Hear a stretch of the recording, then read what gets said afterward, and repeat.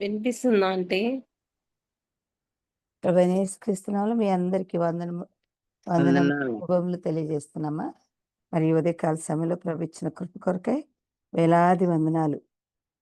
మరి ఈ వారమంతా ఎన్నో దేవుని యొక్క కార్యములను చూచటానికి, ఆయన యొక్క సన్నిధిని అనుభవించడానికి మనకు దేవుడిచ్చిన కృపను బట్టి దేవునికి ఎంతో వందనాలు.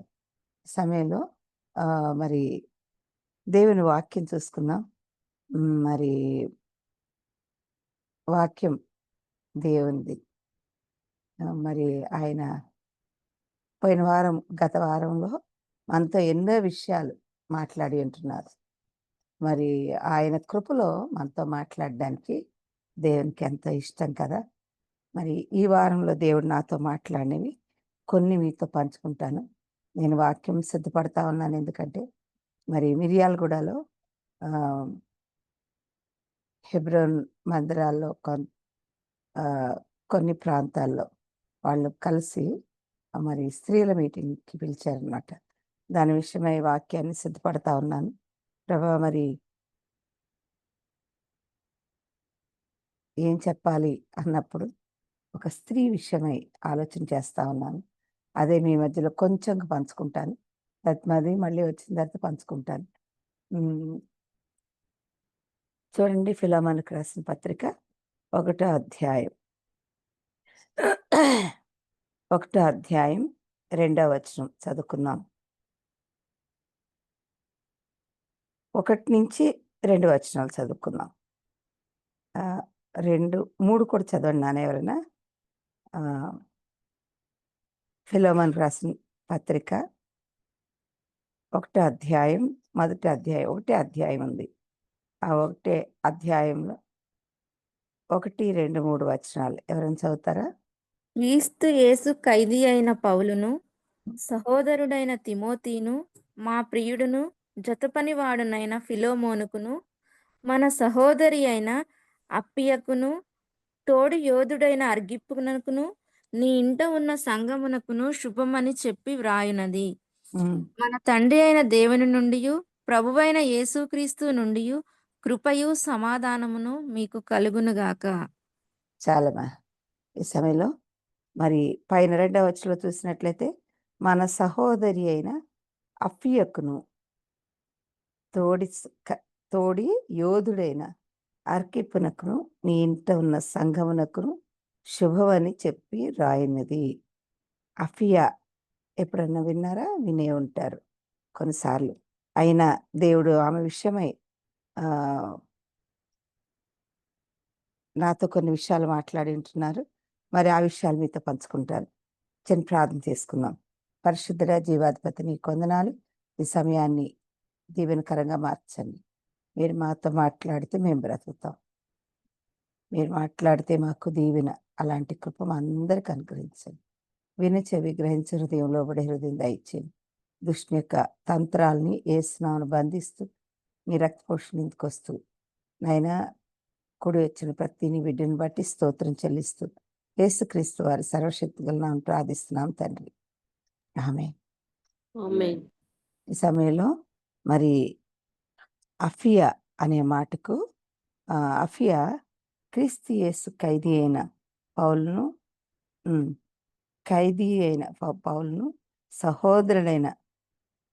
సహోదరుడి అయిన తిమోతియును, మా ప్రియుడు జతపనివాడైన ఫిలోమోనుకును, మన సహోదరి అఫియకును, తోటి యోధుడైన అర్కిప్పునకును, నీ ఇంట ఉన్న సంఘమునకును శుభమని చెప్పి రాయినది.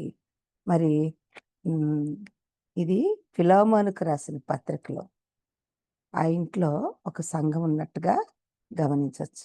బహుశా మరి ఫిలోమోను గారికి చాలా దగ్గర బంధమైనటువంటి మరి బిడ్డగా ఉండుండొచ్చు. సంబంధం అంటే దగ్గర బిడ్డ అంటే విశ్వాస అయి ఉండొచ్చు. కొంతమంది ఏమంటారంటే బహుశా ఫిలోమోను గారి భార్యనేమో అంటారు. కానీ it doesn't have a proof. మరి ఆమె పేరు అఫియా. అఫియాని స్పెషల్గా మరి అభినందించినట్టుగా చూస్తుంది. సంఘంలో ఎంతోమంది ఉండొచ్చు. కానీ ఎంత సంఘానికి దగ్గరగా ఉంటే పౌలు గారు ఆమె పేరు మరి జీవగ్రంథంలో రాయబడేట్టు చేసినారో మరి దాన్ని బట్టి అర్థం చేసుకోవచ్చు మనం. మరి మనందరి పేర్లు కూడా జీవగ్రంథంలో రాయబడి ఉండాలి.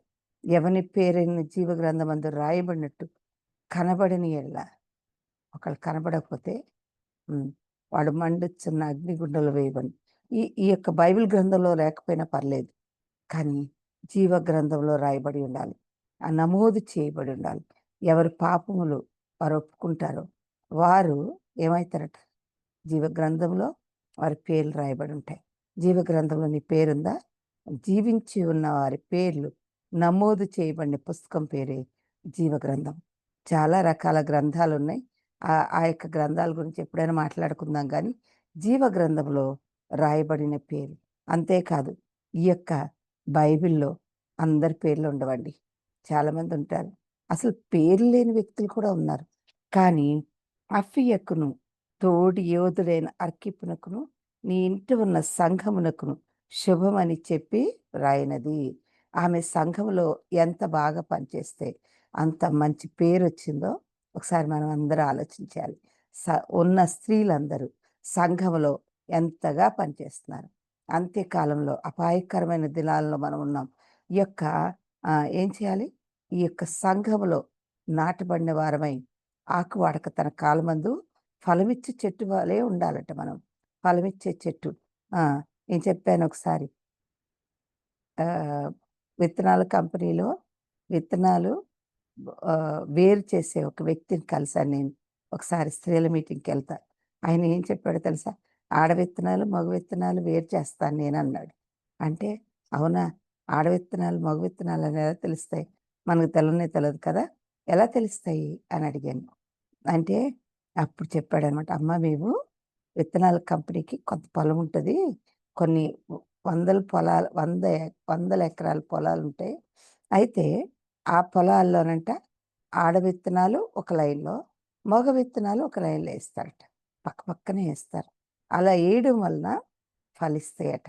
ఒకవేళ మగ విత్తనం తోడు లేకోకుండా ఆడ విత్తనం ఫలించదు అని చెప్పాడు. ఒకటి మరి అంటగట్టిపడిన జీవితం. ఆ వేళ్ళు దీని వేళ్ళు పెన వేసుకుంటాయట. మరి అంతేకాదు కింద భూమి లోపలే ఎదుగుతాయట. ఆ భూమి లోపల మరి ఆ విత్తనము ఏమైతది? ఫలిస్తదట. ఆడ విత్తనాలకైతేనే ఒక కంకికి 800 విత్తనాలొస్తాయట. మంచి విత్తనం అయితే. లేతే మగ విత్తనంకైతే 80-100 విత్తనాలొస్తాయట. ఒక కంకికి. మరి ఆడ విత్తనం ఫలిస్తున్నప్పుడు మరి ఆడియే విత్తొచ్చు కదా అని అడిగా. అప్పుడేమన్నాడో తెలుసా? లేదమ్మా అది దేవుని నియమం. ఏంటి? ఆడ విత్తనాలు. మగ విత్తనము మగ విత్తనాలకేమో కొంచెం పైకి ఎదుగుతాయట.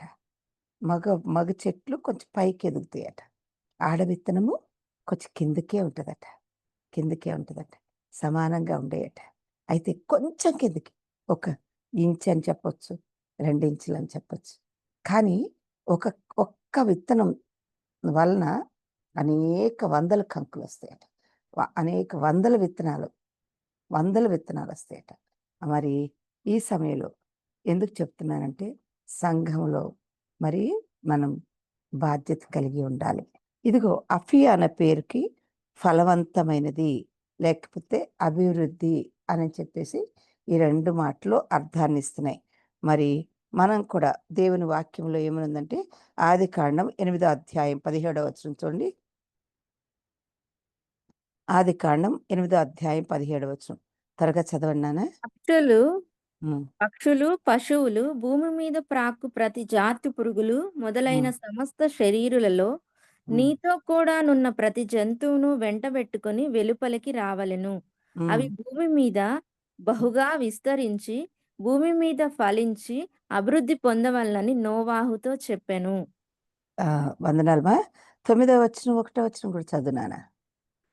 మరియు దేవుడు నోవాహును అతని కుమారులను ఆశీర్వదించి మీరు ఫలించి అభివృద్ధి పొంది భూమిని నింపుడి. ఏమంటే చెప్తున్నాడు?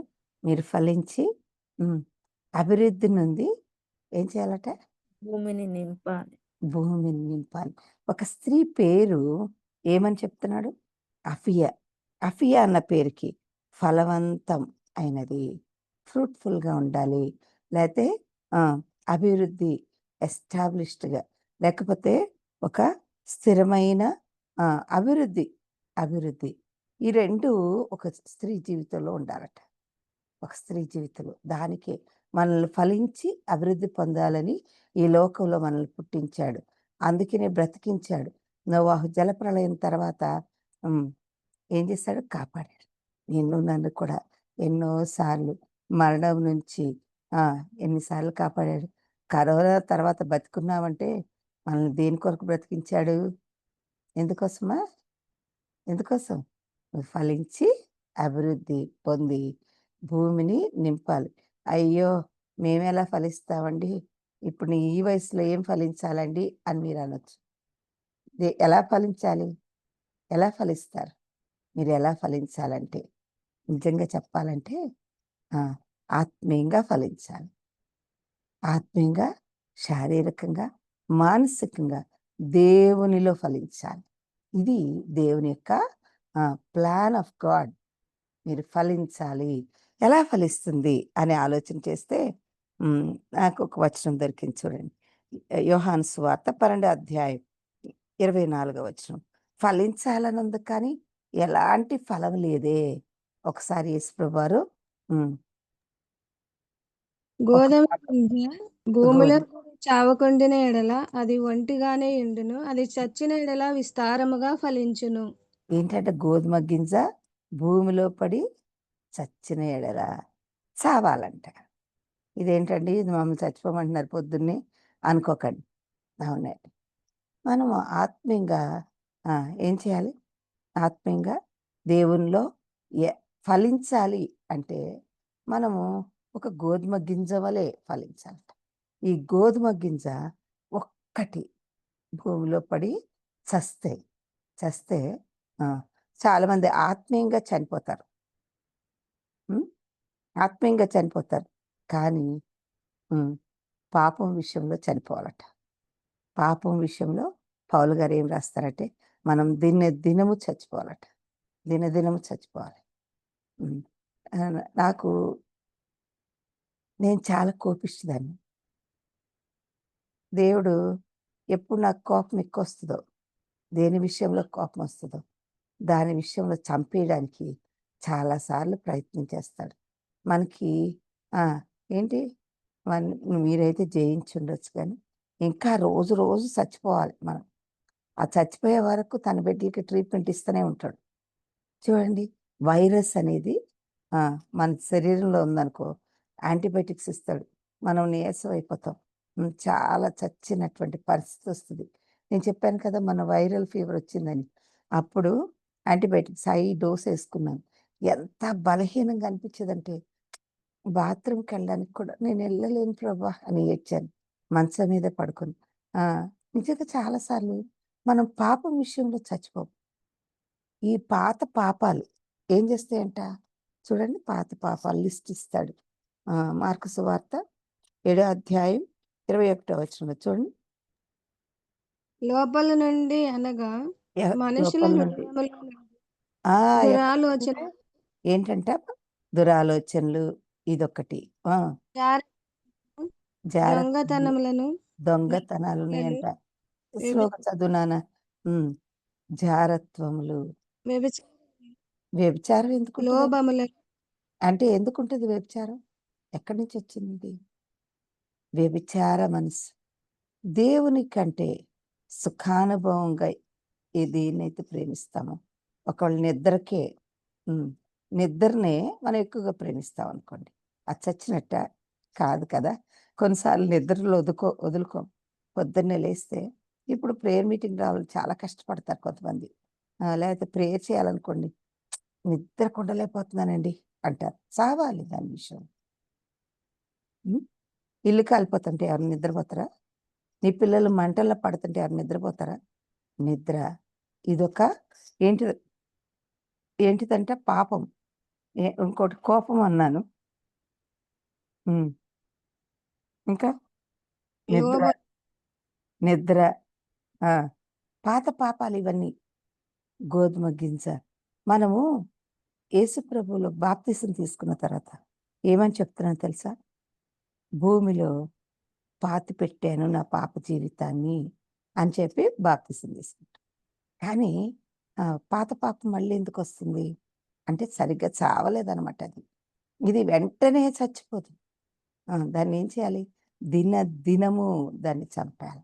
ఎందుకంటే ఆత్మసిద్ధమే గాని శరీరం బలహీనం. గోధుమ గింజ భూమిలో పడి చావకపోతే అది ఒంటిగానే ఉండిపోద్ది. ఫలం రాదు దానికి. మనం ఒంటిగా ఉన్నామా? ఇంకా ఫలించకుండా ఉన్నామా? ఫలమును ఆశించంట ఒకరోజు ఆకలిగొని యేసుప్రభువారు ఒక చెట్టు వైపు చూచారు. అంజూరపు చెట్టు వైపు చూశారు. చూసినప్పుడు దానికి వట్టి ఆకులున్నాయంట. ఆకు చాటున ఫలాలు దాచిపెడుతుందంటండి ఈ అంజూరపు చెట్టు. సంవత్సరం నేను అనుకున్నాను, ఎందుకు ప్రభు ఆ, అన్ని పండ్లు సీజన్లో వస్తాయి కదా, దీన్ని ఎందుకు చూశారు అని అనుకుంటేనంట, అంజూరపు చెట్టు ఒక్కటే సంవత్సరం అంతా ఫలిస్తుందట. కనీసం ఒక్క పండన పెట్టుకుంటుందట. యేసు ప్రభు వారి ఆకలి తీర్చలేనటువంటి చెట్టు అది. నీవు నేను యేసు ప్రభు వారి ఆకలి కొంత మట్టుకన్నా తీర్చడానికి ఒక సబ్సైడ్. ఆయన దాహం ఏంటి?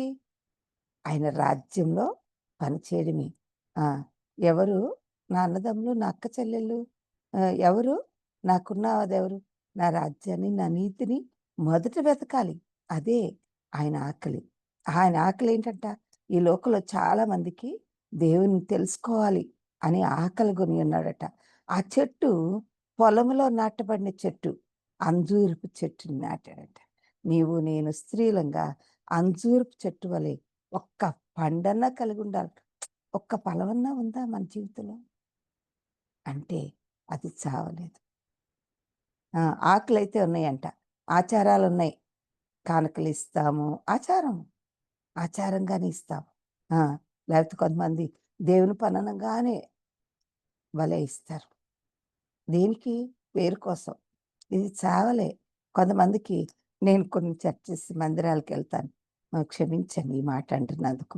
మందిరాలకు వెళ్ళినప్పుడు మందిరాల్లో ఫ్యాన్లు ఉంటాయి కదా, ఆ ఫ్యాన్ల మీద వాళ్ళ కొడుకుల పేర్లు, కూతుర్ల పేర్లు, వాళ్ళ పేర్లు ఉంటాయి. చచ్చిందా ఇది? లేదు. పేరుకి పలానా వాళ్ళు ఇచ్చినారు.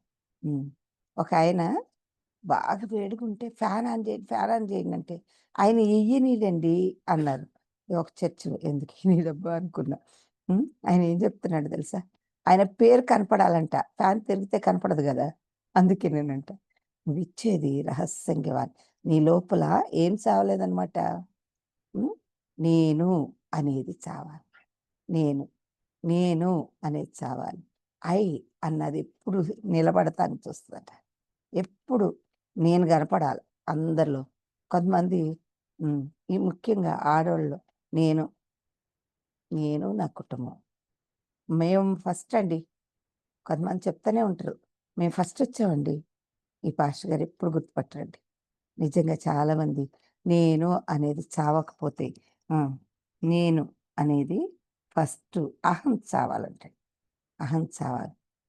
ఏముందంటే పాత పాపాలు చాలా ఉన్నాయి. మళ్ళీ చదువునానా లిస్ట్. లోపల నుండి అనగా మనుషుల హృదయములో నుండి దురాలోచనలను, జారత్వములను, దొంగతనములను, నరహత్యలను, వ్యభిచారములను, లోభములను, లోభం, పిసింతనం, ఇంకా ఇంకా చదువునాను. చెడుతనములు, కృత్రిమమును, కామ వికారమును, మత్సరమును, దేవదూషణయు, సంభావమును, అవివేకమును వచ్చును. ఈ చెడ్డవన్నీయు లోపల నుండే బయలు వెళ్ళి మనుష్యుని అపవిత్రపరచునని ఆయన చెప్పెను. ఈ లోపల నుండి ఇవన్నీ బయలు వెళ్ళి మనిషిని అపవిత్రపరుస్తున్నాయి. అపవిత్రపరచడం అంటే ఏం చేస్తుంది? అపవిత్రత. ఈ అపవిత్రత అనేది దినము మనం కడుక్కోవాలి. పడుకునే ముందు ప్రభా ఈరోజు నేను చేసిన తప్పులు ఏంటి అని చెప్పి ఒకసారి చూసుకొని ఆ దినము వాటిని ఏం చేయాలంట కడుక్కొని మరి మనల్ని మనము సరి చేసుకోవాలని దేవుడు ఇష్టపడుతున్నాడు. ఇదిగో చూడండి. అయితే మీరు ఆత్మచేత నడిపింపబడిన ధర్మశాస్త్రం లోనైన వారు కారు. గలతీయులకు రాసిన పత్రిక 5వ అధ్యాయం 19వ వచనం నుంచి శరీర కార్యములు స్పష్టమైనవి. అవేవనగా జారత్వము, అపవిత్రత, కాముకత్వము, విగ్రహారాధన, అభిచారము, ద్వేషములు, కలహములు, మత్సరములు, క్రోధములు, కక్షలు, భేదములు, విమతములు, అసూయలు, మత్తతులు, అల్లరితో కూడిన ఆటపాట్లు మొదలైనవి. వీటిని గూర్చి నేను మునుపు చెప్పిన ప్రకారం ఇట్టి వాటిని చేయువారు దేవుని రాజ్యం స్వతంత్రించుకొనరని మీతో స్పష్టంగా చెప్తున్నాను. అయితే ఆత్మఫలమేమనగా ప్రేమ, సంతోషము. ఆత్మఫలం అంటే ఇది. ఆత్మఫలం వన్ ఫ్రూట్, డిఫరెంట్ టేస్ట్. ఇదేంటి? అవును, మనమంట ఒకటే చెట్టు కంట ఏమవుతుంది? ఒకటే చెట్టుకి చాలా రకాల పండ్లు వస్తాయట. ఆ మాట అంటాడు. మీరు పరలోకంలో ఒక చెట్లు ఉంటాయి కదా, నెలకి కాపు కాస్తుందట. అది నెలకి డిఫరెంట్ ఫ్రూట్ని ఇస్తుందట. మనము చావాలి. ఒకవేళ ఆ చెట్టులా ఫలించాలి అంటే చావాలి. చూడండి, కొలస్సీలు రాసిన పత్రిక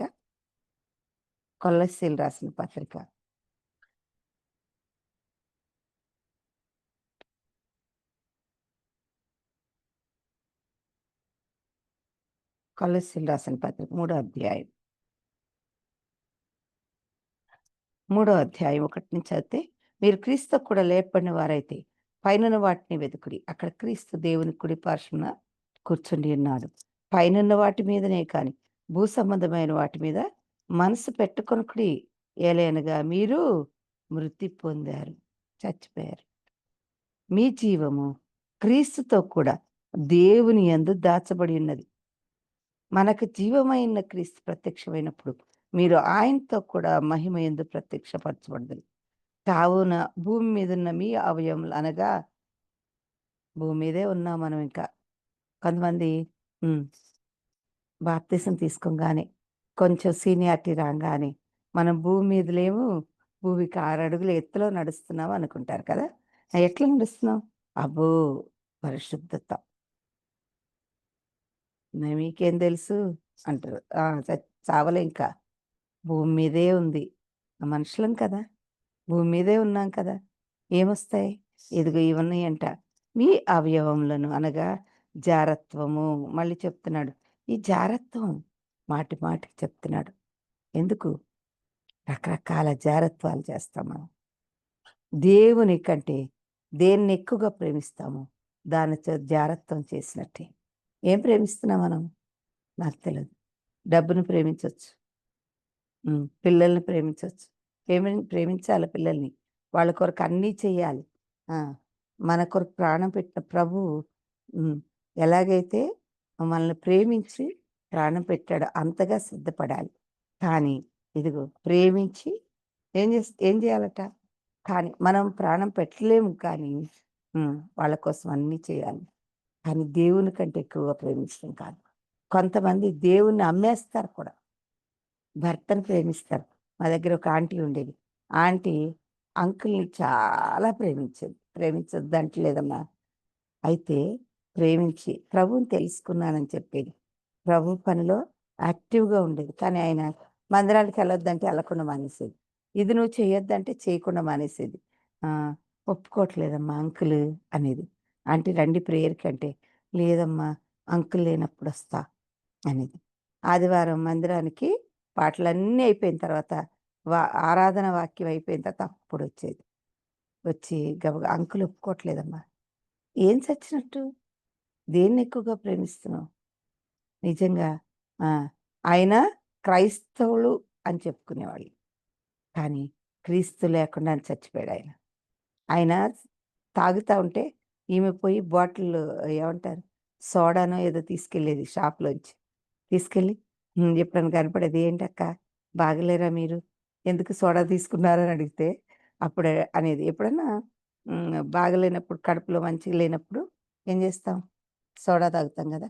అయితే ఆమె ఏం చేసింది, సోడా ఎందుకు తీసుకెళ్ళేది? "లేదురా మీ అన్నకి హ్మ్. నాకు తాగుతాడు కదా! కొంచెం సోడా కలిపిద్దామని సోడా, ఐస్‌లు అన్నీ సప్లై చేసింది." చచ్చిందా ఆమె? నువ్వు చేయకపోతే హ్మ్. నువ్వు అదే కంటిన్యూ చేసినావు. అదే కంటిన్యూ చేసిందామె. ఆయన ప్రభువుని లాస్ట్ వరకు. అసలు లాస్ట్‌లో గూడా తెలుసుకోలే. చచ్చిపోయినాడు. ఆయన పిల్లలు కూడా అదే ఫాలో అయినారు. ఆళ్ళు చిన్నగున్నప్పుడు మందిరానికి తీసుకెళ్ళలేదు. వాళ్ళ నాన్న ఆ! వాళ్ళ నాన్న చెప్పిన పద్ధతిలోనే ఎళ్ళినారు. ఇప్పుడు వాళ్ళు కూడా అంతే తయారయ్యారు. ఆయన గూడా చచ్చిపోయినాడు కొడుకు. తాగి, తాగి, తాగి చచ్చిపోయినాడు. ఇదిగో ఆ! మీకు జీవమైన క్రీస్తు ప్రత్యక్షమైనప్పుడు మీరు ఆయనతో కూడా మహిమయందు పరచబడుదురు. అపవిత్రతను, సమస్త అపవిత్రత, కామాతృత, దురాశను, విగ్రహారాధన అయిన ధనాపేక్షను చంపివేయండి వీటిని అన్నాడు. వీటిని చంపాలట. ఎట్లా చంపాలి? ఏమన్నా కనపడతాయా వాటిని చంపేయడానికి? లోపలే ఉన్నాయి. నీ లోపల ఉన్న వాటిని ఎలా చంపాలి అంటే ఆ! భూమిలో కప్పిపెట్టి చంపేయాలట. దినం ప్రభా ప్రార్థన చేయండి. వాళ్ళ బలహీనతలేటో మనకు తెలుసు. వాటిని ఏం చేయాలి? లిస్ట్ చేసుకుని, ప్రభా ఈ కోపం పోవట్లే నా లోపల. నేను కూడా ప్రార్థన చేసుకుని, ప్రభా కోపం వచ్చేస్తుంది కొన్ని విషయాలు. కోపం వస్తే ఏం చేస్తాం? కోపం కోపపడాలి. కానీ పాపం చేయకూడదు. మరణకరమైన పాపం ఉందంట. అది చేయకూడదు. దినాలు పెట్టుకుంటాం. దాన్ని లోపలే ఉండిపోద్ది. ఈ రోజున ఒక లిస్ట్ చేసుకొని క్షమించాలి. దాని రెమెడీ ఏంటి? క్షమించడం. క్షమించడం. క్షమించి దేవుడు నాతోటి మాట్లాడుతూ వస్తున్నారు. నేను ఈ వాక్యం సిద్ధపడుతున్నప్పుడు క్షమించాలి. భూమిలో కప్పిపెట్టాలి. చంపివేయండి అంటున్నాడు. వాటి వలన దేవుని ఉగ్రత ఎవరైతే వినరో అవిధేయుల మీదకి వచ్చును. పూర్వం వారి మధ్య జీవించినప్పుడు మీరును వీటిని అనుసరించి నడుచుకుండ్రి. ఇప్పుడైతే యేసు ప్రభువుని అంగీకరించిన తర్వాత మీరు ఏ విషయాల్లో చచ్చిపోవాలో చెప్తున్నాడు. ఇప్పుడైతే మీరు కోపము ఉందా మనలోపట? యేసు ప్రభువుని తెలుసుకున్నాం గాని ఉంటదా? లేదండి నేను ఆ! మళ్ళీ పరిశుద్ధతలో ఉన్నాను. ప్రభువుని తెలుసుకున్నాను. అస్సలు కోపమే లేదన్నవాళ్ళు నిజంగా ఎవరైనా చేయెత్తారా? ఎందుకు? అమ్మ నాకు కూడా ఉంది. చాలా కోపిష్టిదని చెప్తున్నాను కదా! ఏదైనా అనంగానే చాలా కోపమొస్తది. ముఖ్యంగా చిన్న పిల్లలు మనకంటే చిన్నోళ్ళే మనల్ని ఏమన్నా అంటే కోపమొస్తది. కోపమొచ్చేస్తది. ఒకవేళ పెద్దోళ్ళైనా మనం చెయ్యని దానికంటే కోపమొచ్చేస్తది కదా! అయితే కోపము, ఆగ్రహం నేనంటాను గదా! ఈ కోపానికి పుట్టిందే కంటిన్యూషన్ సిన్. కోపానికి పుట్టింది ఆగ్రహం అంట. దీనికి పుట్టిన పిల్లలనమాట ఆగ్రహం. దానివలన మన లోపల ఏమొస్తుంది? దుష్టత్వం. ఆ! నిన్న నేను న్యూస్‌లో విన్నాను, చూశాను కూడా. ఏంటిదంటే హ్మ్. భార్యాభర్తలిద్దరూ కొట్లాడుకొని కోపంతోటంట ఆమెకు పుట్టిన కవల పిల్లలిద్దరిని చంపేసిందట. భర్తకి ఇంకొక భర్త ఆ! భార్య మీద కోపమొచ్చి ఈడు నాకు పుట్టలేదని చెప్పి ఎత్తి నేలకేసి కొట్టాడంట. ఎళ్తుంది కోపం. ఆగ్రహం, దుష్టత్వం. ఒక తల్లి అంతగనం ఎందుకొచ్చింది? ఎందుకంత దుష్టత్వం? దుష్టత్వము. ఇంకా హ్మ్. దుష్టత్వము, దూషణ, దూషిస్తారు. మీ నోట బూతులు అను వాటిని విసర్జించుడి. ఒకనితో ఒకడు అబద్ధములాడకుడి. ఏలయనగా ప్రాచీన స్వభావం దాని క్రియలతో కూడా మీరు పరిత్యజించి జ్ఞానం కలుగు నిమిత్తము దాన్ని సృష్టించిన వాని పోలుకు చొప్పున నూతన పరచబడుతున్న నవీన స్వభావం ధరించుకుని ఉన్నారు. ఇట్టి వారిలో గ్రీసు దేశస్థుడని యూదుడని భేదం లేదు. సున్నతి పొందుటి అని సున్నతి పొందకపోటి అని భేదం లేదు.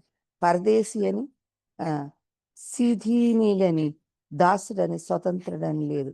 క్రీస్తే సర్వమును అందరిలో ఉన్నవాడు. అందుకని కాగా దేవుని చేత ఏర్పరచబడిన వారిని పరిశుద్ధులను ప్రియులైన వారికి తగినట్టుగా మీరు జాలి గల మనస్సు ఏముండాలంటే అండి, ఆ ప్లేసెస్లో జాలి గల మనస్సు ధరించుకోండి. ఎవడైనా తనకు హాని చేసినని ఒకడు అనుకుని ఎళ్ళ ఒకరినొకడు సహించుచి, ఒకటి జాలి గల మనసు సహించాలంట. ఇంకా కొంతకాలమే ఇంకా కొంతకాలమే ప్రభు వచ్చేస్తున్నాడు. సహించడం నేర్చుకోవాలి. కొంతమంది ఇంట్లో వాళ్ళని క్షమించలేరు, బయట సంగతి వదిలేయండి. ఒక ఆంటీ అంకుల్ ఉండేవారు ఇక్కడే. వాళ్ళు మందిరానికి వెళ్తా ఉండేవాళ్ళు. ఆ ఆంటీ గొప్పగా చెప్పేది ఏమని, నేను పలానా సంఘం అనేది.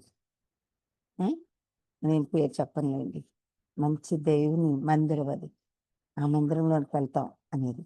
మేము అక్కడ మేము హిందూ కుటుంబం నుంచి ప్రభుని తెలుసుకున్నాం అని చెప్పేది. కానీ అంకుల్ ఆంటీ ఒకటే రూఫ్ కింద ఉండేవారు, సంవత్సరాలు మాట్లాడుకునేవాళ్ళు కాదు. మీ అంకులు నాతో మాట్లాడరా అని. అంకుల్ ఏమో వాక్యం చెప్పించేవాడు, ఆంటీకి డబ్బు పిచ్చి చావలే దాని విషయంలో. వడ్డీలకి ఇచ్చేది, పొద్దున్న లేస్తే తిరిగేది వడ్డీల కోసం, అందరికి వడ్డీలకి ఇచ్చేది అండి ఆమె. అంకుల్ ఎప్పుడు చూసినా బైబిల్ పట్టు తిరుగుతావు, ఆ తిరిగేదేందో వెళ్ళి ఆ వడ్డీలు వసూలు చేసుకురావచ్చు కదా అని అడిగేది. నిజమే, చావలే. ఇదిగో ఏం చేయాలంటే సహించు, ఒక్కరినొక్కడు క్షమించు, ప్రభు మిమ్మల్ని క్షమించలాగని మీరు క్షమించి వీటన్నిటి పైన పరిపూర్ణత అనుబంధమైన ప్రేమను ధరించుకుని. ఒకటి ప్రేమను ధరించుకోవాలంట, ప్రేమను ధరించుకోవాలి. ఇవన్నీ కప్పిపుచ్చుకోవడానికి ప్రేమను అని ఓవర్ కోట్ వేసుకోవాలంట. ఓవర్ కోట్ నేనంటారు కదా, ఆడపిల్లలు ఓవర్ కోట్ వేసుకుంటే ఏమీ కనపడకుండా చాలా ఎట్లుంటారు, డిగ్నిఫైడ్గా ఉంటారు. ఇంకొంతమంది చున్నీలు వేసుకోమంటే వేసుకోరు, కప్పుకోరు. ఓవర్ కోట్ వేసుకోమంటే వేసుకుంటారు. ఎందుకని? అట్లనే మనం కూడా లోపల ఉన్నాయన్నీ కూడా ఏం చేయాలంటే మూడిటితో కప్పెట్టమంటున్నాడు. దేంతోటి? హాని చేసిన అనుకోలో కూడా క్షమించండి, ఫస్ట్ క్షమించాలి. రెండోది సహించుచు క్షమించాలి, క్షమించాలి, క్షమించలాగిన మీరు క్షమించండి. పరిపూర్ణతకు అనుబంధమైన ప్రేమను ధరించుకోవాలట, ధరించుకోవాలి. క్రీస్తు అనుగ్రహించి సమాధానం మీ హృదయాల్లో ఏలుచుండనియడి. ఇందుకొరకే మీరొక్క శరీరంగా పిలువబడుతుంది, మీరొక్క శరీరంగా పిలువబడుతుంది. ఇందుకొరకే మీరొక్క శరీరంగా పిలువబడుతుంది. మరి కృతజ్ఞులైండడి. ఏమని? దేవుడు నన్ను క్షమించాడు, నేను దేవుని కృతజ్ఞత కలిగి ఉంటాను. ఇవన్నీ దేవుని లక్షణాలు. మనం చస్తేనే కానీ అవన్నీ కుదరవు కనుక ఈరోజు చచ్చామా లేదా, వీటి విషయంలో మనం చచ్చామా లేదా అని కోపము, ఆగ్రహం, దుష్టత్వం, దూషణ, మీ నోట బూతులు వీటన్నిటిని విసర్జించండి, వీటన్నిటిని చంపేయండి అంటున్నాడు కదా. మీరు క్రీస్తుతో కూడా బ్రతికున్నవారైతే పైన వాటిని వెతకండి, దేవుని రాజ్య విషయంలో వీటన్నిటిని వెతకడం నేర్చుకోండి అంటున్నాడు. ఏలైనగా మరి మనం చస్తేనే కానీ మనకేముండదంటండి, ఏముండదు, ఫలం ఉండదు. సో ఫలించాలి అంటే అఫియా అంటే ఏంటంటే, అఫియా అంటే ఫలించడం, ఫలవంతమైన జీవితం. ఎట్లా ఫలించాలి? 30దంతలుగా, 60దంతలుగా, 100అంతలుగా ఫలించాలి. మరి నేను ఒక వచనం చూపిస్తాను చూడండి. ఆదికాండం 25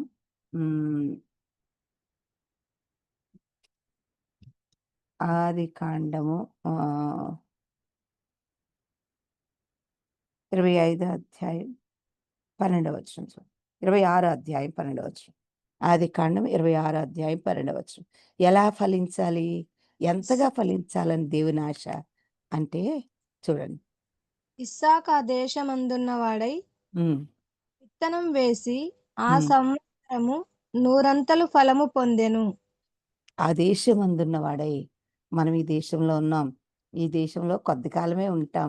మనం ఎప్పుడు ఒకటి గుర్తుపెట్టుకోవాలి, ఏంటంటే మనం పరదేశులం, యాత్రికులం. ఇక్కడ మన పని అయిపోగానే మన తట్టాబుట్ట సర్దుకొని మనం ఏమి తీసుకుపోం. ఎందుకని? Because we are travellers. యాత్రికుడు ఎప్పుడు కూడా లైట్ వెయిట్ తీసుకుని వెళ్తాడు. ప్రయాణం చేసేవాడు ఓ టన్నులు తీసుకెళ్ళడం. ఉండేవాడే ఎక్కడన్నా అమెరికా దేశంలో నేను ఉండిపోతాను అనుకున్నవాడు ఏం చేస్తాడు?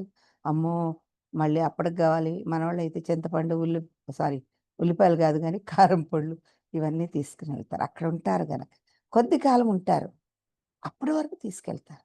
ఇక్కడ కూడా అంతే. దేవుడు భూమి మీద మనకిచ్చింది మనము ఫలించడానికి. ఆ దేశంలో ఉండాలి. ఈ దేశంలో మనం ఉంటున్నాం. భారతదేశంలో మనం ఉన్న, అమెరికా దేశంలో ఉన్న, ఆస్ట్రేలియాలో ఉన్న ఏం చేయాలి? కొద్ది కాలమే ఉంటాం. ఇక్కడ పర్మనెంట్గా ఉండేవాళ్ళం కాదు. మన దేశం ఎక్కడుంది? మన పౌరసత్వం ఎక్కడుంది? పరలోకంలో ఉంది. దాని కొరకు మనం సిద్ధపడాలి. ఇదిగో ప్రభు వచ్చేస్తున్నాడు, ఆయన వచ్చినప్పుడు తీసుకెళ్ళడానికి సిద్ధపడి ఉండాలి. అంటే మరి మనం ఎట్లుండాలంటే ఈ దేశంలో ఎక్కడున్నా సరే, ఏ దేశంలో ఉన్నా సరే ఏం చేశారట? అక్కడికొచ్చి ఆ దేశంలో ఉండి ఏం చేశారంటమ్మా? ఇస్సాకు విత్తనం ఇస్సాకు విత్తనం ఆ వేసి దేశమందున్న వాడై విత్తనం వేసి ఆ సంవత్సరం నూరంతల ఫలం పొందెను. నూరంతల ఫలం పొందాడట. వావ్! ఎంత గొప్ప కదా! ఈ భూమిలో హ్మ్. భూమిలో ఈ గోధుమ గింజ భూమిలో పడి చస్తేనే ఫలిస్తది. ఇక్కడ విత్తనం వేసి ఏం చేశాడట? విత్తనం హ్మ్. విత్తనము వేసి నూరంతల ఫలం పొందాడట. 100% బ్లెస్సింగ్ మన జీవితంలో ఉండాలి. ఫలవంతంగా మార్చబడాలి. విత్తనము వేసి, విత్తనములు వేస్తే ఇంకా ఫలం వస్తుంది. ఇంకా ఒక్క విత్తనానికి అంత ఫలం వస్తే నేను అదే గమనించాను. విత్తనములు వేసి అనలే, విత్తనము వేసి నూరంతల ఫలం పొందాను. యెహోవా అతన్ని ఆశీర్వదించిన గనక ఆ మనుషుడు గొప్పవాడాయను. అతడు మిక్కిలి గొప్పవాడగు వరకు క్రమక్రమంగా అభివృద్ధి పొందాలి. విత్తనం వేయంగానే టక్కుమని వచ్చేది, అది వచ్చి ఫలించదు, అభివృద్ధి రాదు. ఏం చేశారట? క్రమక్రమంగా అభివృద్ధి పొందుతాం. మనం కూడా అంతే. ఫస్ట్ సాము మనం. పైన పైన పైన భూమి పైనే ఉంటాం, కింద ఉండం. మనల్ని చచ్చి పరలోక విషయాలు ఎతకమంటే ప్రభు, మనం భూమి పైన చావకుండానే అట్లనే ఉంటామన్న ఫలం లేని జీవితాలు అయిపోయినాయి. ఆకులున్నాయి, పట్టి ఆకుల కింద కప్పెట్టాం కానీ భూమి కింద కప్పబెట్టలే. ఇదిగో ఆకులున్నాయి, ఆచారాలున్నాయి, పాటలు పాడతాం, ప్రార్థన చేస్తాం, వాక్యం చదువుతాం. చాలా మందికి సువార్త పైన ఉండొద్దు. మన ఆత్మీయ జీవితంలో చచ్చామా అని ఆలోచించాలి. భూమిలో పడి చావకుంటే నూరంతల ఫలం ఎలాగొస్తుంది? నిన్ను ఫలించడానికి దేవుడు పిలిచాడు. అప్పియ అంటే ఫలవంతం, ఫలించడం. ఈ ఫలం రావాలి. ఫలములు నాశించిన పరలోకపు తండ్రి అని పాడతారు కదా. నీ కొరకు ఎదురు చూస్తున్నాడంట. ఎంత ఫలం ఫలించావు? ఎన్ని ఫలం ఉంది మన లోపల? ఫలం ఫలించాలి. ఈ పండ్లంట ఈ ఫలము దీవెనకరంగా ఉండాలట. మిక్కిలి గొప్పవాడు వరకు క్రమక్రమంగా అభివృద్ధి పొందుచూ వచ్చాను. అతనికి గొర్రెల ఆస్తియు, గొడ్ల ఆస్తియు, దాసులు గొప్ప సమూహం కలిగినందున ఫిలిష్తీయులు అతని యందు అసూయపడిరి. సాతానుడు అసూయపడే వరకు మనం ఫలిస్తూనే ఉండాలి. అతని తండ్రి అయిన అబ్రహాం దినంలో అతడి తండ్రి దాసులు తవ్విన బావులన్నిటిని ఫిలిష్తీయులు మన్ను పోసి పూడ్చివేసిరి. బావులన్నిటిని పూడ్చివేశారట. ఫలించడానికి బావులు తవ్వాడు మన తండ్రి, నీటిని సప్లై చేశాడు. దానివల్లే ఫలిస్తుంది కదా. విత్తనం భూమిలో పడాలి, దానికి నీళ్లు కూడా పడాలి. నీళ్లు లేకపోతే ఎలా ఫలిస్తుంది? వాక్యము వినాలి, ప్రార్థన చేయాలి, దేవుని మందిరానికి దగ్గరగా ఉండాలి. దేవుని మందిరంలో నుండి ఒక నది కలదు. ఆ నది ఏం చేస్తుందంట? అన్ని ప్రాంతాలకి ప్రవహిస్తుందంటండి. అది ఏం చేస్తుంది? చాలా చక్కగా ఆ నది ఎట్లా చూడండి,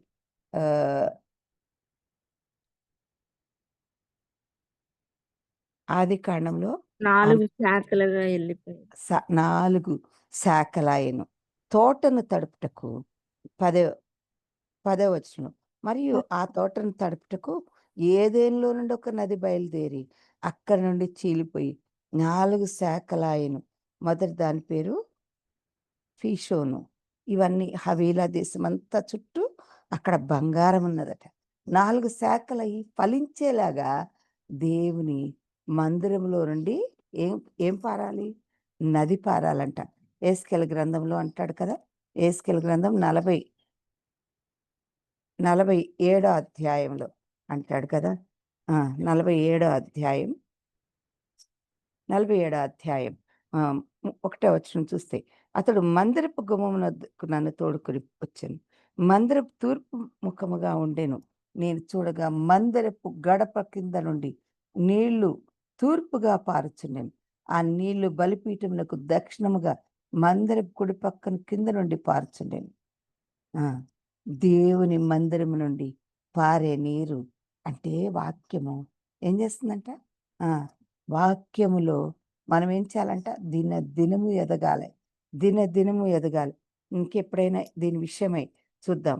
ఫస్ట్ నీళ్లు చీలమండల్లోతంటే చీలమండలు అంటే ఎక్కడ? కాళ్ళ వరకు తడిపినాయంట. ఆయన మరీ 1000 మూరలు కొలిచినప్పుడు నీళ్లు నన్ను నడిపింపగా నీళ్లు మోకాళ్ళ లోతు ఉండెను. ఏమవ్వాలంట? మోకాళ్ళ లోతు అనుభవాలుండాలి. ఎందుకు? ఎప్పుడైతే ప్రార్థిస్తామో, ఎప్పుడైతే వాక్య ధ్యానంలో ఉంటామో, దేవుని వాక్యం మనల్ని కలుగుతా ఉంటదో, ఇంకా 1000 మీర్లు కడగా నీళ్లు నన్ను నడిపింపగా నీళ్లు మొలలోతుండెను. ఇంకను 1000 మూరలు కొలవగా మిక్కిలి లోతై నేను దాటలేనంత నది కనబడెను. దాట వీలు లేకుండా ఈదవలసినంత నీరు గల నది ఆయెను. మనలో నుండి జీవజల నదులు ప్రవహిస్తూ అనేక మందికి ఈ నీళ్లు చూడండి. 9వ వచనం. వడిగా పారు ఈ నది వచ్చు చోటనెల్లా జలచరములన్నీయు చూడండి. 8వ వచనంలో 7వ వచనం చదివితే, నేను తిరిగి రాగా నదీ తీరమున ఇరుప్రక్కల చెట్లు విస్తారముగా కనపడెను. ఈ నది ఎక్కడ పారుతుందో చెట్లు విస్తారంగా ఏమైనాయంట? కనపడినాయి. అప్పుడు ఆయన నాతో ఇట్లని, ఈ నీళ్లు ఉబికి తూర్పుగానున్న ప్రదేశములకు పారి అరాబాలోనికి దిగి సముద్రంలో పడును. అప్పుడు సముద్రపు నీళ్లు మంచి నీళ్ళగును. ఈ లోకం అనేది సముద్రం లాంటిది. ఈ సముద్రంలోనికి నీళ్లు ప్రవహించాలి అంటే నీవే తీసుకుని వెళ్ళాలి. దేవుని మందిరంలోనికి వచ్చినటువంటి నీవు ఈ నది నీళ్ళని ప్రవహింపచేసే ఒక ఎట్లా ఉండాలట? భూమిలో పడి చచ్చిన గింజ ఫలించాలి అంటే నీళ్లు ప్రవహించాలి. ఈ నది పక్కన అటు పక్కన ఇటు పక్కన చాలా చెట్లు ఉన్నాయంట. నీ మీద ఆధారపడి ఆ చెట్లు ఎదగాలి. ఈ నీళ్ల వలన అనేక మందికి దీవెనకరంగా ఉండాలి. నీ నోట్లోంచి హృదయంలోంచి వచ్చిన మాటలు దేవుని వాక్యమైన నీళ్లు మాత్రమే ప్రవహిస్తేనే ఆ చెట్లు ఆ చుట్టుపక్కల అంతా కూడా బ్రతుకుతున్నాయి. ఆ చెట్లు చచ్చిపోతున్నాయి. నదులు పారకపోతే ఒకప్పుడు వాక్య ధ్యానం, ఒకప్పుడు ప్రార్థనా జీవితం, ఒకప్పుడు దేవుని మందిరంలో నేను భలే పనిచేసేదాన్నండి. ఎప్పుడో సంగతి చెప్పొద్దు. ఇప్పుడు ఏం చేస్తుంది? 1947లో రక్షించబడ్డానండి అంటారు. అయితే ఏంటి? ఫలం లేని జీవితం ఉందా? నువ్వు ఇంకా చావలేదా? కొంతమంది అక్కడే చచ్చిపోతారు. మంచిగా ఫలిస్తారు. అక్కడే ఆ గింజలు అక్కడే పడతాయి. సారాన్ని తినేసి గింజలు అక్కడ పడేస్తారట. ఆ గింజలు భూమిలో నాటబడాలి. నాటబడిన చెట్టు మళ్ళీ ఫలించాలి. ఇదిగో వడిగా పారు ఈ నది వచ్చి చోటనెల్లా చూడండి. సముద్రంలో పడును. ఎక్కడ పడుతుంది నీళ్ళు?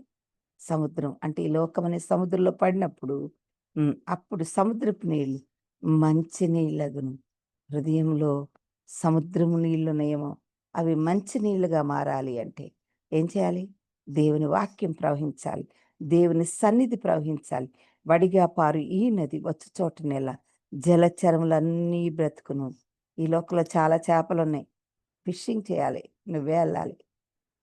ఫిషింగ్ చేయాలి. అయితే ఈ నీళ్లు అక్కడికి వచ్చుట వలన ఆ ఆ నీరు మంచి నీళ్ళగును గనుక చేపలు బహు విస్తారములగును. ఈ నది ఎక్కడికి పారును అక్కడ సమస్తమును బ్రతుకును. మీ జీవితాల్లో నువ్వెక్కడికెళ్తావో అక్కడ సమస్తం బ్రతుకులాగన దేవుడు నిన్ను దీవించును గాక. అలాంటి జీవితం మనకుండాలి. విస్తారంగా ఫలించే జీవితం. విస్తారములుగా చేపలు పట్టే జీవితం నీకుండాలి. భూమిలో పడి విస్తారమైన ఫలమిచ్చే చెట్టు వలె నువ్వు ఉండాలని దేవుడు ఆశిస్తున్నాడు. ఇంకా కింద అంటాడు కదా, అయితే సముద్రపు బురద స్థలములోను ఊబి స్థలంలోనూ ఉన్నాయంట. ఉప్పు గలవయండి బాగుపడకయుండును. కొన్ని ఇదిగో బాగుపడినటువంటిగా ఊబి స్థలాలంట. ఎందుకని? బురద బురద పెంచుకుంది. లోపల పాపం అనే బురద ఉంది. ఈ బురదను తవ్వేయకపోతే కొంచెం నీళ్ళు ఉంటున్నాయి, కానీ ఈ పాపమని బురదని తవ్వి మట్టిని తవ్వి దానిలో పూడ్చిపెట్టకపోతే విత్తనం ఈ బురదలో ఏమైపోతుంది? బురద నీళ్ళు ఉండిపోయి ఊబిగలగా అయిపోయి అనేకులు ముంచేసే వ్యక్తులుగా అయిపోతున్నారు. అనేకులకి మాదిరికరంగా లేనటువంటి జీవితాలు కలిగి ఉన్నారు. ఇందుకు నదీ తీరం ఇరుప్రక్కల ఆహారం ఇచ్చు సకల జాతి వృక్షములు పెరుగును. ఆహారం ఇచ్చు సకల జాతి వృక్షములు ఆకులు వాడిపోవు. దాని ఆకులు వాడిపోక ఆకు వాడక తన కాలమందు ఫలమిచ్చి చెట్టు వలె ఉండాలట. నీ కాలంలో ఎప్పుడు అవసరమో మనుషులకి అప్పుడు ఫలిస్తానే ఉండాలి. ఫలిస్తానే ఉండాలి. వాటి కాయలు ఎప్పటికీ రాలిపోవు. అవి చేసే పండ్లు, అవిచ్చే పండ్లు ఎప్పటికీ రాలిపోవంట. ఎంత మంచి ఫలం కదా! రాలిపోని ఫలములు ఇవి. నిన్ను ఫలించాలి దేవుడు అంటున్నాడు. నువ్వు నీ చెట్టుకి ఉన్న ఫలము రాలిపోకూడదట. అది దేవుడు ఆశించేది. నువ్వు ఫలిస్తున్నావా? అయితే ఇంకొక విషయం నేను అడుగుతాను, చెప్పండి. రాలిపోవు, కానీ ఈ రాలిపోకుండా ఉన్న చెట్లకి రాళ్ళ దెబ్బలు ఎక్కువ తగులుతాయి. ఎందుకని? ఒక్కటే ఒక్క పండు ఉందనుకోండి, దానికి ఎక్కువ దెబ్బలు తగులుతాయి. అదే పండ్లన్నీ ఉన్నాయనుకోండి, ఎక్కువ పండ్లు ఉన్న చెట్టుకి ఎక్కువ దెబ్బలు తగులుతాయి. నువ్వు దేవుల్లో ఫలించిన కొద్దీ నీ జీవితంలో చాలా రకాల దెబ్బలు తినాలి కూడా. దేవుళ్ళు ఎక్కువగా ఫలించాలంటే ఎక్కువ దెబ్బలు సావమంటున్నారు, దెబ్బలు తినమంటున్నారు. ఇదేంటండి? అదే క్రైస్తవ జీవితం. క్రీస్తు యేసునందు సద్భక్తితో బ్రతుకును ఉద్దేశించేవారు హింస పొందుదురు అని దేవుడు వాక్యం చెప్తుంది. ఫలించావా? ఫలిస్తున్నావా? ఇదిగో రాలిపోని అవే కాయలు ఎప్పటికీ రాలిపోవు. ఈ నది నీరు పరిశుద్ధ స్థలం నుండి పార్చినది గనుక ఆ చెట్లు నెల నెలకు కాయలు కాయని, వాటి పండ్లు ఆహారమునకును దేనికంట అనేక ఆకలి తీర్చడానికి ఆకలి ఔషధమునకును వినియోగించును. అంటే నువ్వు నీకొచ్చే పండ్లు అనేకులకి ఆకలిగనున్న ఈ లోకంలో వారికి ఆహారం చే పండ్లుగా ఉండాలి. కోసినప్పుడు చెట్టుకు నొప్పే ఉంటుందంట, తెలుసా అండి? కానీ కోసి ఇవ్వకపోతే, దాని మాధుర్యాన్ని వాళ్ళు అనుభవించకపోతే గింజ ఎలా వస్తుంది? ఆ గింజ భూమిలో పడి చావకపోతే ఇంకొక చెట్టు ఎలా వస్తుంది? నిన్ను ఎంత గొప్పదానము దేవుడు అఫియాగా నిన్ను సంఘంలో ఉంచాడు. నువ్వు ఫలించాలి. నీకొచ్చే ఫలము అనేక మందికి ఆకలి తీర్చాలి. ఈ లోకంలో పాపం అనే దాహంలో పడి ఆకలితో ఉన్నవారు యేసుక్రీస్తుని నీ యొక్క ఫలం ద్వారా ప్రేమ, సంతోషం, సమాధానం, ఈ ఫలం ద్వారా వాళ్ళ ఆకలి తీర్చు. అప్పుడు ఏమవుతుంది? దేవుని ప్రేమను చూపించు. వాళ్ళు ఏమవుతారు? వాళ్ళు బ్రతుకుతారు. ఇదిగో కనుక ఈరోజు అఫియావలే ఫలించాలని దేవుడు ఆశిస్తున్నారు.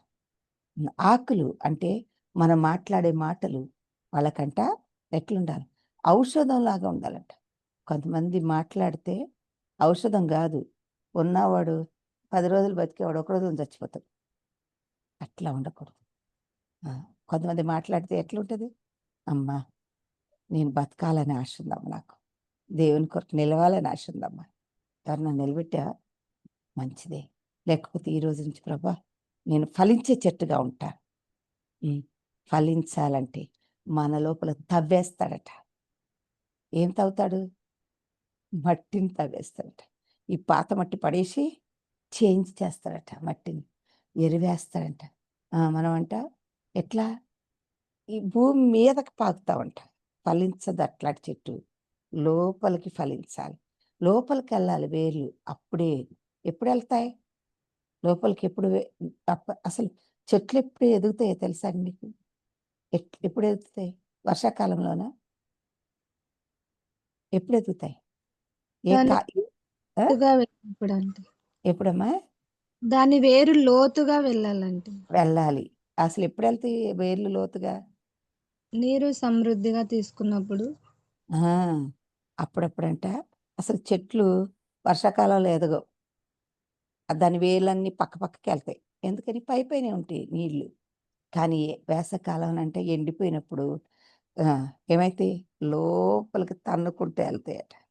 లోపలికి ఎదుగుతాయి. గట్టిగా అయితాయి. అట్లని నువ్వు శ్రమల్లో ఎట్లెళ్తావు? పైపైన ఎదగవు. పైపైన వాటిని వెతకవు. లోపల నీకు శ్రమొచ్చిందంటే నువ్వు లోతుగా ఎదగాలి, ఫలించాలని దేవుని యొక్క ఇష్టం. లోపలికి ఎదిగంటే లోపల ఉన్న నీళ్ళని తవ్వుకుంటా ఒక వేరుకి ఎంత బలం ఉంటదంటే బండను కూడా చీల్చగలదంట వేరు. భూమిలో పడి ఆవగింజ అయినా చావకపోతే నీ విశ్వాసం ఎదగదు. శ్రమల్లో విస్తరణ వచ్చిందంటండి. వారు ఫలించారట శ్రమల్లో. మరి వచ్చే వారం చూసుకుందాం. మరి నిజంగా శ్రమల్లో మనం విస్తరిస్తున్నామా? ఫలిస్తున్నామా? ఒక భూమిలో పడి చస్తున్నామా? ఏ వేటి విషయంలో చావాలి? అప్పుడే మనం ఫలించాలి. అలాంటి ఫలవంతమైన జీవితం దేవుడు మన జీవితాల్లో ఇవ్వాలి. శ్రమల్లో లోతుగా ఎదగాలి అంటే శ్రమలొచ్చినప్పుడు బాధపడిపో. దేవుడు నిన్ను లోతైన ఆత్మీయ జీవితంలోనికి, లోతైన విశ్వాస జీవితంలోనికి, లోతైన ప్రార్థనా జీవితంలోనికి, లోతైన మోకాళ్ళ అనుభవంలోనికి దేవుడు నిన్ను తీసుకెళ్తున్నాడని గుర్తుపట్టాలి. ఏం పర్లేదు ప్రభా, నన్ను చంపేస్తున్నావు, నాలో ఉన్న అహం చంపేస్తున్నావు, నాలో ఉన్న కోపాన్ని చంపేస్తున్నావు. ఒక్కొక్కసారి ఒక్కొక్క టూల్ వాడతాడు దేవుడు. ఎందుకని? బాగా చెట్లు ఎదగాలంటే చుట్టుపక్కల ఉన్న దాన్ని తవ్వేస్తాడు. తవ్వి ఎరువేసి నీళ్లు పెడతాడు. ఒక్కోసారి ఇంజక్షన్లు కూడా ఇస్తారంట చెట్లకి ఫలించడానికి. లోపల పురుగు పట్టకుండా ఇంజక్షన్లు ఇస్తాడు. అట్లాంటి ట్రీట్మెంట్లు జరుగుతాయి మనకు కూడా. అయితే బాధపడకు. నీకు కష్టం వచ్చిందని బాధపడుతున్నావా? నష్టపోయావని బాధపడుతున్నావా? దేని మీద నువ్వు ఆనుకుంటావో దాన్ని తీసేస్తాడు దేవుడు. ఆయన మీదే ఆనుకున్నాలి. ఎందుకంటే ద్రాక్షావల్లి నేను, తీగల మీరు. మీరు బహుగా ఫలించాలంటే నా మీద నాతో అంటగట్టబడిన జీవితం మీకు ఉండాలి అని. కొన్నిసార్లు కట్ చేసేస్తాడంట దేవుడు. ఏం కట్ చేస్తాడో, ఎలా కట్ చేస్తాడో వచ్చే వారం చూసుకుందాం. ప్రార్థన చేసుకుందాం. ప్రార్థన